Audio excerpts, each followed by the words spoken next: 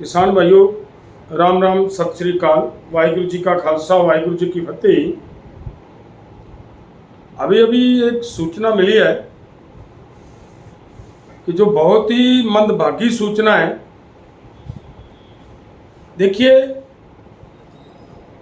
पिछले काफ़ी लंबे समय से हमारा एक आंदोलन का साथी, आंदोलन का सहयोगी नवदीप जेल में बंद था। उसके लिए लगातार संगठनों की तरफ से आंदोलन किया जा रहा था। पहले रेलवे ट्रैक पे आंदोलन किया, बाद में ये प्रोग्राम दिया गया कि उसके 17 और 18 तारीख को एसपी ऑफिस का घेराव करेंगे।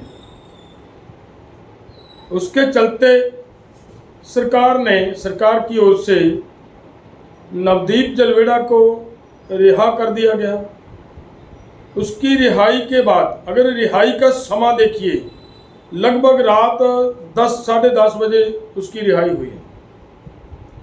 जब 10 साढ़े 10 बजे रिहाई हुई है तो उस समय, उस वक्त जिन लोगों को ये मैसेज मिला हुआ है कि भाई आप अम्बाला के अंदर एसपी ऑफिस के घेराव के लिए आइए, वो तो लोग आएंगे ही।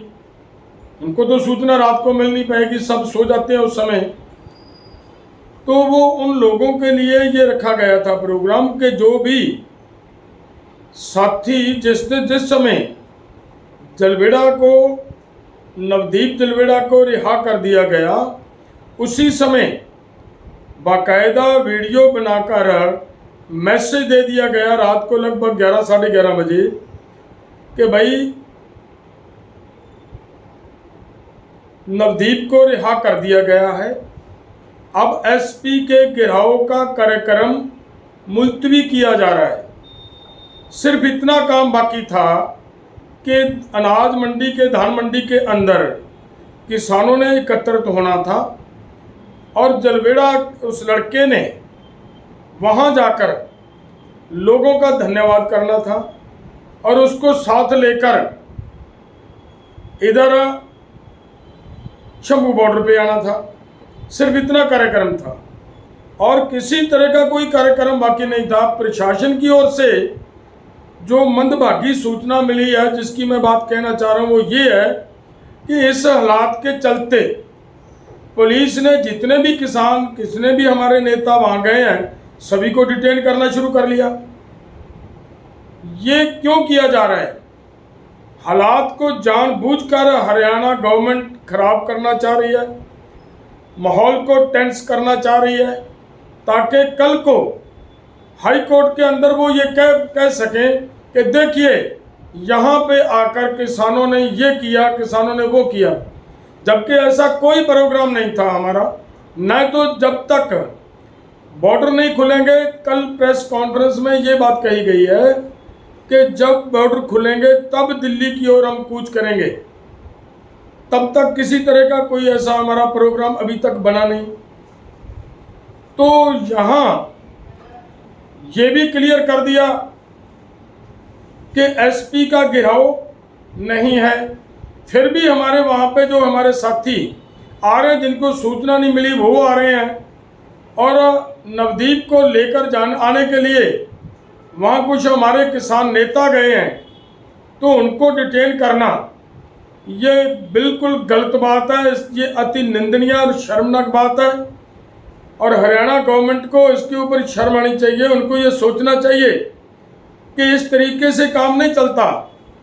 आप माहौल को जानबूझकर टेंस कर उस माहौल को खराब कर बाद में आप हाई कोर्ट के अंदर ये बात साबित नहीं कर सकते कि किसानों ने माहौल खराब किया, इसलिए हम इनको दिल्ली जाने की इजाज़त नहीं दे सकते। वो इसके साथ जोड़कर नहीं की जा सकती। और मैं सरकार को निवेदन करता हूँ, काइंडली इस माहौल को शांत रहने दें, शांत रखें, किसी तरह का भी कोई ऐसा गलत काम ना करें जिससे किसानों के अंदर नाराज़गी और गुस्सा बढ़े। इसलिए जितने भी हमारे साथी डिटेन किए गए हैं, उन सभी साथियों को तुरंत रिहा किया जाए, वरना अगर फिर भी कोई हालात खराब होते तो उसकी जिम्मेदार हरियाणा गवर्नमेंट होगी।